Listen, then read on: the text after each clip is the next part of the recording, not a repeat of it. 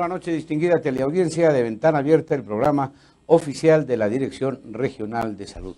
Como ustedes saben, este es un programa que induce a que la gente perciba que la salud es parte también de un proceso educativo, de autocuidado y de mejora de sus condiciones de vida, no solamente materiales, sino también en lo que significa conocer, educar, fortalecer el cuerpo. Y hay 5 propuestas y proposiciones para que uno tenga una vida con toda la energía y las potencialidades del caso. Y básicamente la primera es tener salud adecuada a través de ejercicios permanentes, ejercicios, actividad física, transpiración, respiración, oxigenación del organismo. La segunda es una alimentación saludable. Mucha gente confunde que la alimentación saludable es por un periodo determinado de tiempo y es dieta. Y la dieta significa abstención de ciertos alimentos para bajar de peso, etc. Y no es así. La alimentación saludable es permanente y adecuar básicamente las propuestas a que el organismo funcione adecuadamente. La otra, tercera, es que se pueda enfrentar el estrés cotidiano, la presión social, laboral, familiar, económica y tener la solvencia del caso para no sucumbir ante estas presiones, mejorar la condición. La cuarta es tener un proyecto, un plan de vida, y para eso significa tener proactividad. Es decir, no ser movedizo, sino la proactividad significa anteponerse a situaciones adversas. Y la quinta es alta calidad en las relaciones interpersonales. Es decir, mostrar afecto, predisposición, voluntad de conseguir resultados, saber entender con tolerancia las adversidades, saber, como dijimos ayer con la entrevista que tuvimos con el doctor Vilca, que hay que saber perdonar. Y entonces la alta calidad en las relaciones interpersonales con la alimentación saludable, con el ejercicio físico, con un plan de vida, fortalece los 3 conceptos centrales de la salud, que es anímica, que es biológica y que es social. Y la salud entonces es un proceso, es una construcción social cuando es en colectividad y es una construcción personal cuando se trata del individuo. Entonces, no solamente hay que evitar estar enfermo, como siempre hemos sostenido en este programa, sino aprender a vivir bien y enfrentar las condiciones adversas para darle calidad a la existencia. Después de esta reflexión, nos vamos a un corte y venimos con nuestro invitado estelar.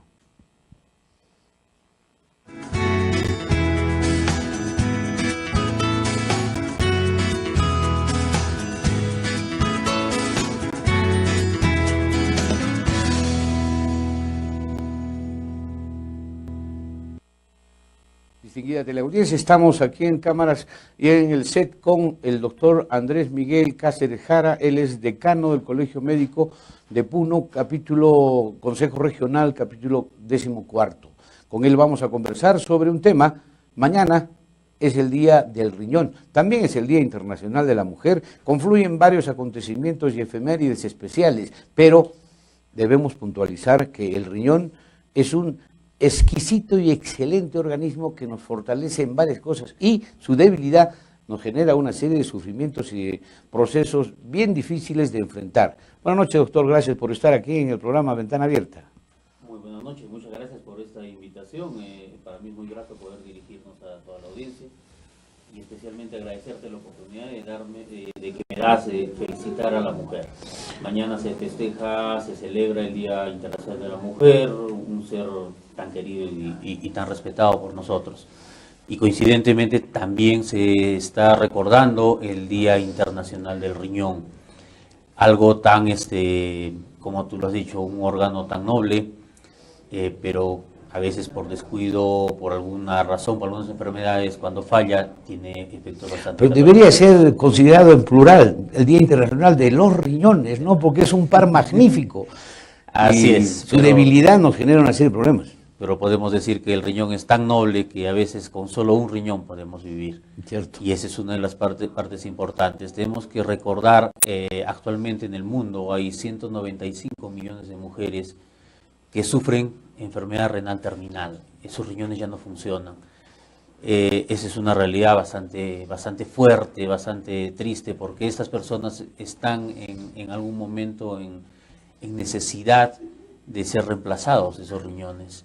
reemplazar la función del riñón. El riñón es un órgano vital, es un órgano cuyo funcionamiento es parte de nuestra vida. El momento en que fallan, necesitan ser reemplazados. Ahora, normalmente uno piensa que el riñón es pues procesador de ciertas sustancias negativas para excretarlas y eliminarlas, pero también regula la presión arterial y hace que las sales minerales también estén reguladas. ¿Cómo es ese excelente funcionamiento, doctor? El riñón tiene dos funciones, tiene muchas funciones, pero una es la función de detoxicación.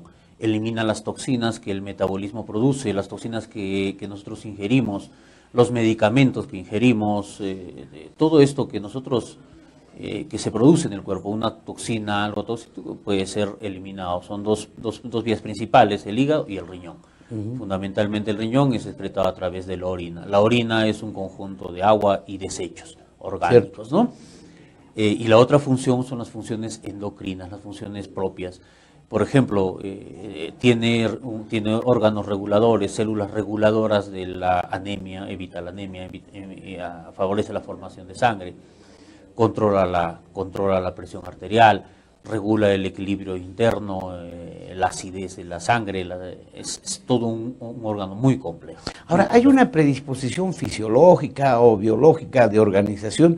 Porque estos órganos tan especiales como el pulmón, el hígado y el riñón son tejidos esponjosos, parenquimatosos, ¿no? O sea, tejidos que no están pues como los otros tejidos que son palpables, duros y que tienen consistencia, ¿no? El riñón es un órgano que tiene una consistencia regularmente duro, es un órgano sólido, lo llamamos uno de los órganos sólidos retroperitoneales, que tiene una estructura muy característica, ¿no? Con asas de filtración, túbulos de filtración y una irrigación muy abundante, una gran cantidad de sangre que lo irriga.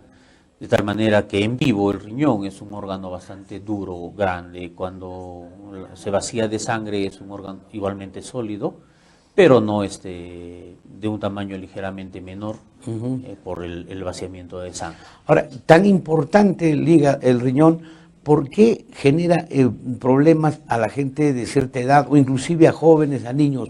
Porque hay un elemento, la sal puede ser negativa, destructora, que va minando y corroyendo el funcionamiento del riñón. Nosotros tenemos identificados los dos grandes causantes del problema renal, son la hipertensión y la diabetes mellitus no controlada. Entonces, en el mundo, en toda nuestra epidemiología, estas dos enfermedades son causa de la mayor parte de enfermedad renal. Aparte de esto, tenemos enfermedades autoinmunes, a veces hay unas reacciones exageradas del cuerpo contra el tejido del riñón, las infecciones a repetición, que por ejemplo son más comunes en la mujer. En una niña que tenga infecciones a repetición tiene un alto riesgo de hacer insuficiencia renal en edad adulta. Las causas obstructivas, la llamamos logropatía obstructiva, principalmente los cálculos renales, y en el varón de cierta edad, quizás el problema de la hipertrofia benigna de próstata. Entonces, todos estos son los factores más importantes que van a causar. Y hay un pequeño grupo que llamamos una causa no filiada. El riñón ha fallado por una causa que no se logra identificar. Se atribuye a enfermedades propias del cuerpo, enfermedades degenerativas, enfermedades del colágeno, que muchas veces no se pueden identificar. Ahora, en la sociedad moderna, por los hábitos de vida de las personas, o el alcohol, muchas grasas, dietas indebidas, generan diabetes, usted ya ha aludido a esto, ¿qué hace que el riñón, pese a responder y a regenerarse, a tener vitalidad, empiece a declinar y haya, por ejemplo, una insuficiencia renal? Me parece, bueno, vamos a mencionarnos a la mayoría de la población, la diabetes mellitus, la hipertensión arterial, que de por sí causan daño a las arterias, a las arteriolas, que llevan con el tiempo a un daño del riñón. ¿Cuál es el problema? El descuido. Las dietas, una de las causas importantes es la dieta inadecuada que ingerimos. El exceso de azúcares. Actualmente ya se ha demostrado que es el exceso de azúcares, el azúcar en sí el que causa mayor daño, inclusive se ha asociado con problemas de hipertensión arterial, problemas coronarios, los excesos de azúcares, de dietas altamente cetogénicas. Y el exceso de consumo de sal. Aunque no está plenamente demostrado, hay algunos estudios que apoyan o no, pero el exceso de sal también podría causar hipertensión y un círculo vicioso que termina dañando al riñón, ¿no? Más sal, más presión arterial, se eleva un poco claro, la presión arterial. hay un problema metabólico, ¿no? Es decir, que por ejemplo hay demasiada urea en la sangre o hay incapacidad del riñón de eliminar la urea y viene la gota.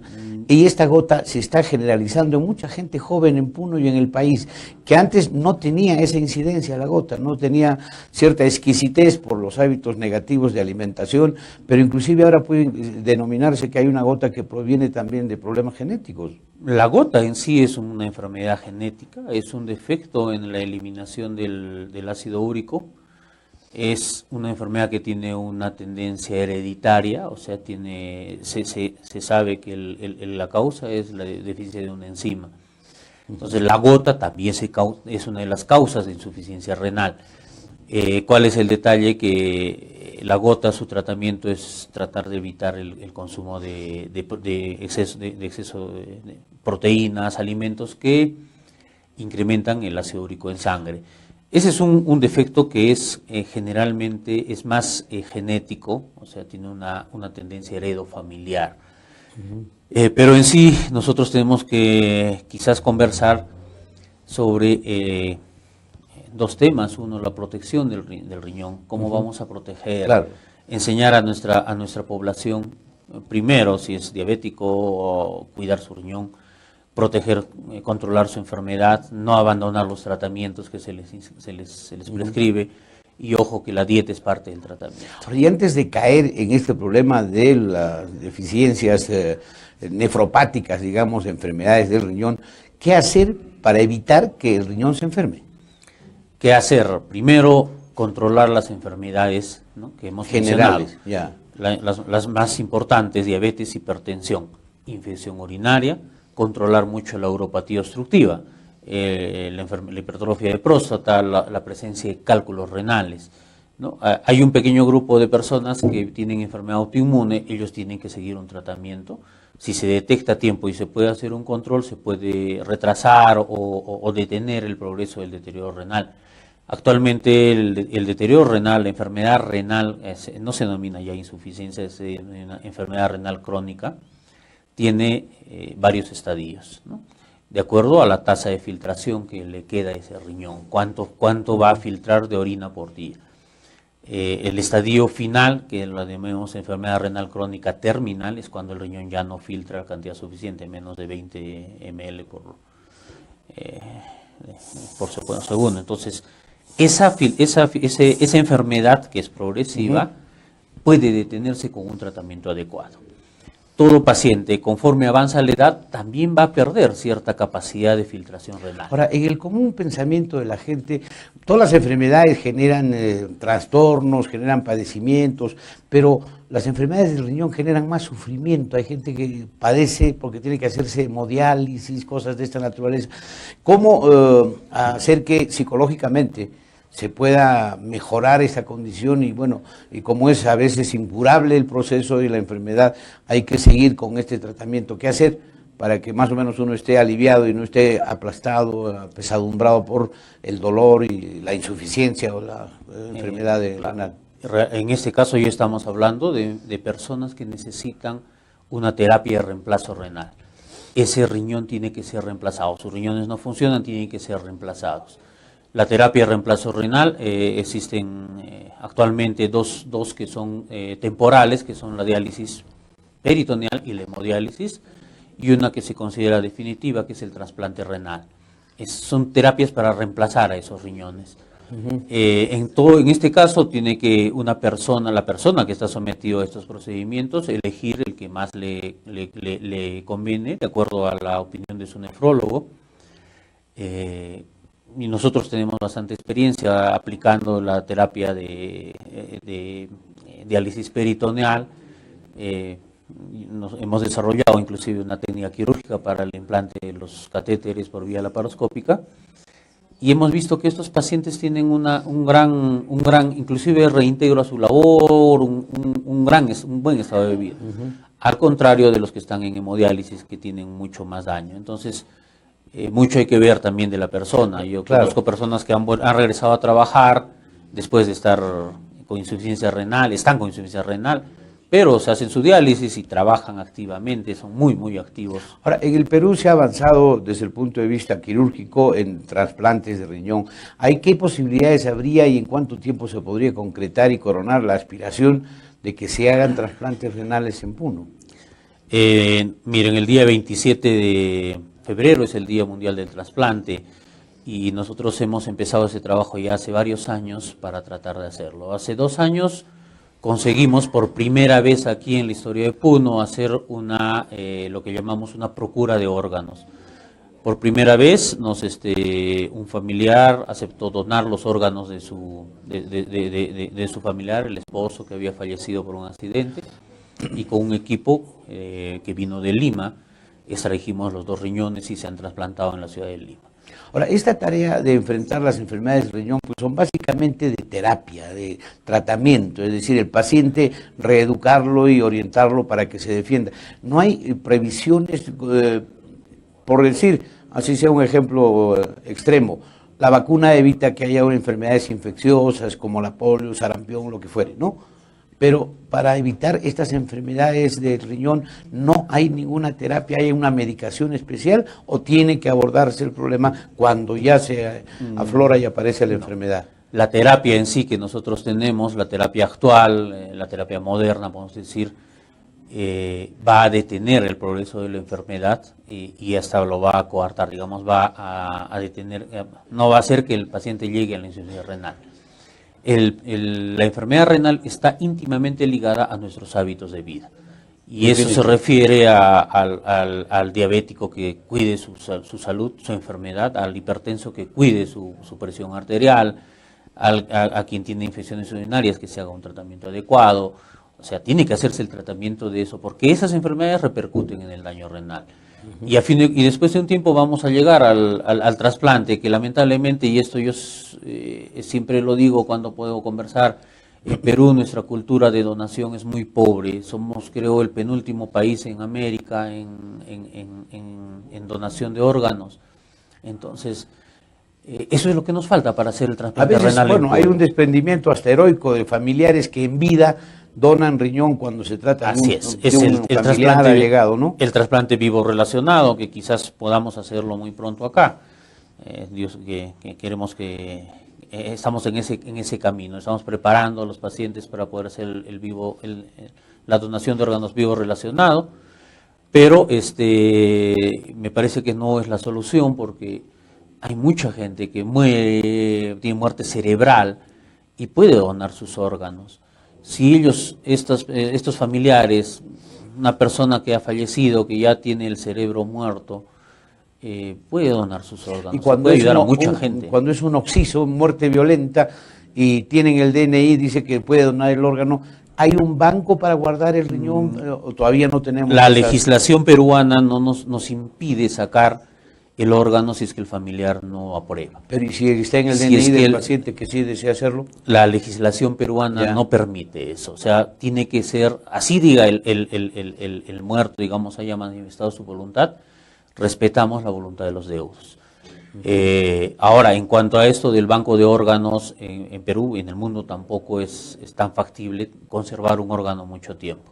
Tenemos plazos, simplemente se trata, nosotros lo que hacemos es, tenemos un sistema de donación y procura. Acá en Puno, en el Hospital de Salud, se está haciendo todo el esfuerzo para que se establezca la unidad de procura de órganos, que es el primer paso para convertirnos en un hospital trasplantador. Una vez que consigamos esto, nosotros podemos tener todo el material necesario para extraer y preservar órganos en el donante fallecido. Claro, porque son condiciones especiales. Por ejemplo, el hígado y el riñón son tejido, como dije, parenquimatoso friable, friabilidad, es decir, a pesar de la consistencia que pueden tener, se desarman rápidamente si uno los aprieta, una cosa de esta naturaleza. No, lo que hay que hacer, hay que tener presente es que estos órganos tienen un tiempo para ser trasplantados. Nosotros, para hacer el trasplante, lo preservamos en una solución especial, una solución que es específica para esto. Se preserva también a muy baja temperatura, se tiene que cuidar esas cosas, ¿no? La temperatura, la solución preservante, y pese a eso tienen un lapso de vida, tienen un lapso que está para un riñón puede estar hasta 18 horas, antes de ponerlo en órgano. Cortísimo Cortísimo, ¿no? Un hígado, por ejemplo, son 12 horas, un corazón es mucho menos de 6 a 8 horas hay que trasplantarlo. Entonces, es todo un equipo que se tiene que coordinar para poder hacer el trasplante. Eso es algo que tenemos la intención de implementar acá en Puno, procurar inicialmente, y una vez que seamos reconocidos como hospital procurador, vamos a empezar a hacer un hospital trasplantador. Bueno, entonces, doctor, podemos obtener una conclusión bien interesante. Hay enfermedades del riñón que se pueden curar. Lo que no se puede curar, por ejemplo, es una diabetes que afecta al riñón, o una hipertensión que, si es que no se trata, se arrastra todo el tiempo, pero hay autocuidado para no dañar al riñón, ¿no? Así es. Si una persona que tiene estas dos enfermedades, que son las más importantes, se cuida adecuadamente, controla su glucosa, controla su presión, toma sus medicinas si es necesario, tiene sus cambios de vida que se recomiendan, que son parte del tratamiento médico, la dieta, el ejercicio, todo lo que se ha mencionado, ¿no? El estrés, controlar todos esos factores, el riñón no va a sufrir daños, va a poder tener una vida prolongada y aún con la enfermedad que lleva.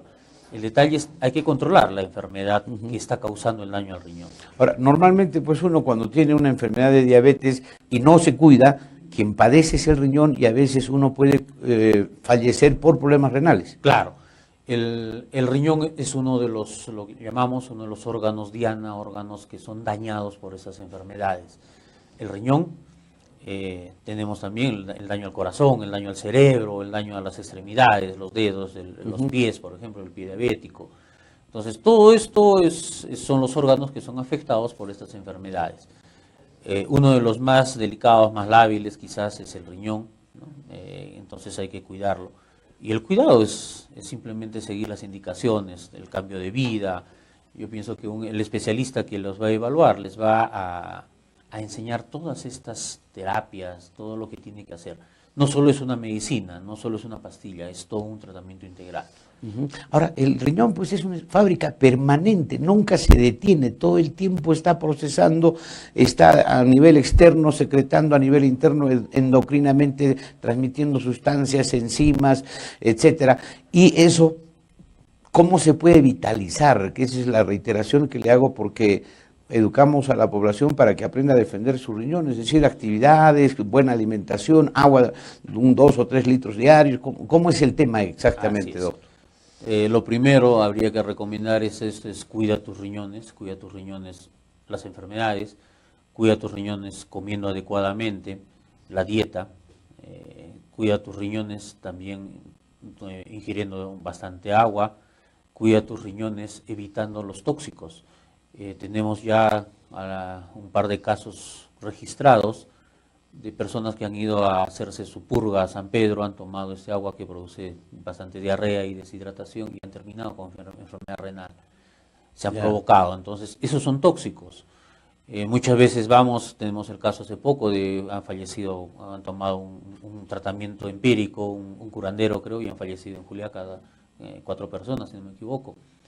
Esos son tóxicos, no sabemos realmente el efecto, ¿no? Entonces hay que cuidar. Muchas veces van a terminar con enfermedad renal por estos actos, ¿no? Voy a purgarme, voy a hacerme un lavado, dicen, se produce una diarrea y una deshidratación, y eso causa daño al riñón. ¿Y los diuréticos en qué medida también son inductores de la gota?